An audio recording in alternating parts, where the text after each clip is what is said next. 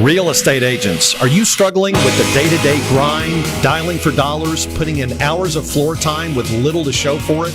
Are you looking for tips, tricks, and tactics to accelerate your career as an agent that will have you closing more homes, working with more clients, and earning more money than ever before? Hi, my name's Cliff Freeman, and I've spent the past 2 decades of my real estate career running one of the top brokerages in DFW and personally coaching over 1,000 high-performing real estate professionals across North America. I created this podcast to share the strategies and tactics you need to explode your real estate business. I guarantee it. For you, right? And so that's kind of the approach that I've learned. And on why people need a coach. So I said I focused a lot on myself. And so what I mean by that is I found coaches in this day and age. You don't have to go out and hire a physical coach to have a coach. There is so much information available to everybody out there if you just go out and seek and find it. And that's where I started because I didn't have the money to go out and hire somebody one-on-one. And so I just started consuming content.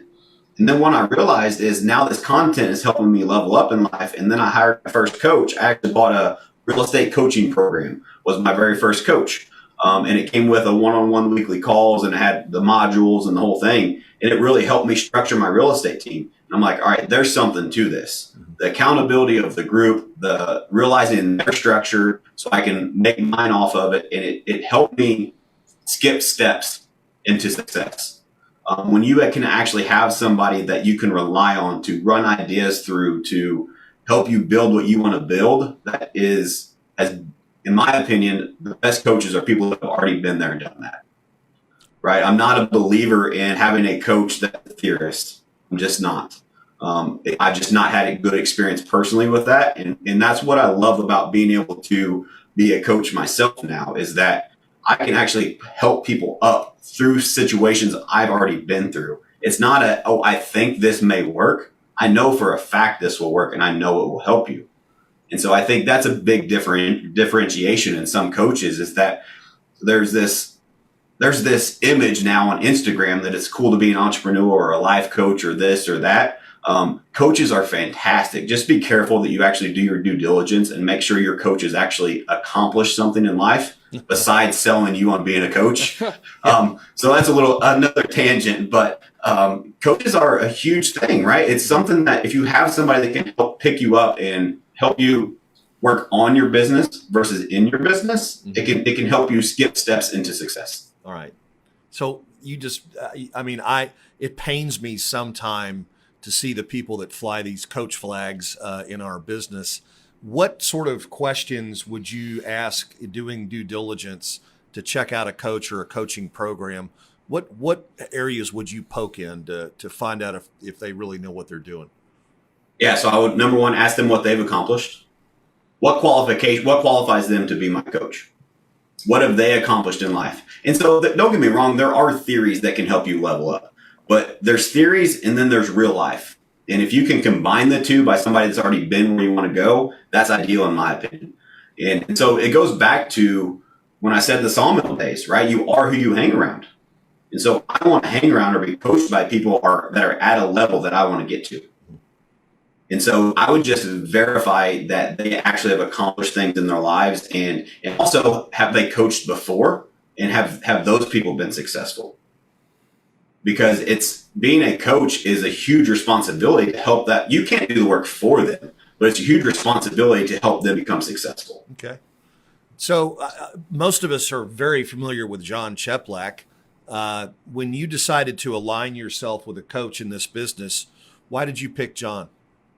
So I went through some other coaches and they helped me tremendously to get to where I was, but it got to a point where it got stagnant. Right. It got to, all right, there has to be something different. I know all your scripts. I know your dialogues. Yep. We have role play once a week. We have this, we have that. And I just kept poking and prodding, trying, all right, what can we do next? What's next? Sometimes the answer is do more of the same, but sometimes there's an answer that, all right, let's change it up a little bit and let's take things to the next level. And I just wasn't finding that anywhere. And I followed Jeff for years. And I did something on a post somewhere 2 years ago. And I commented, and he replied back and said, "Hey, I got 10 minutes. You got time for a call?" And I remember I pulled back my notes from that 10-minute call I had with him. I had 3 pages of notes in 10 minutes that was the stuff I was searching for. And so I remembered that 2 years later, and I called him and begged him, "All right, I need help. Will you be my coach?" But man, I'm not really taking anybody on at this time. And I just kept bugging him and bugging him and bugging him. And luckily I got in. So what were the first things that you immediately worked on in your business when you started coaching with John?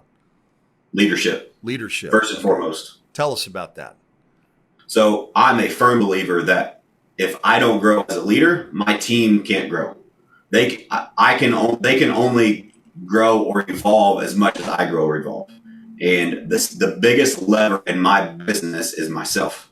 And so if I can continue to grow and learn different leadership language patterns and help my people achieve what they want to achieve in their lives, then it reciprocates over and over again. It's exponential results, because now I'm pouring into that person, and then that person is able to help more people. Versus a lot of team leaders where they get stuck and they're still the listing agent, right? They still are the ones that are the top producer, and they have a few buyer's agents doing a few deals here, and they don't know how to get out of that hamster wheel.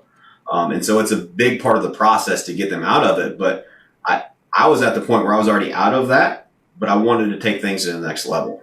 And I mean, John's he's a very honest guy, and he just said, "Well, good news and bad news. Bad news is the problem's you. The good news is the problem's you, and I can help you fix it." All right, folks, tune in to Cliff's Notes every Thursday at 1 o'clock Central for the tips, tricks, and tactics to explode your business. I guarantee it!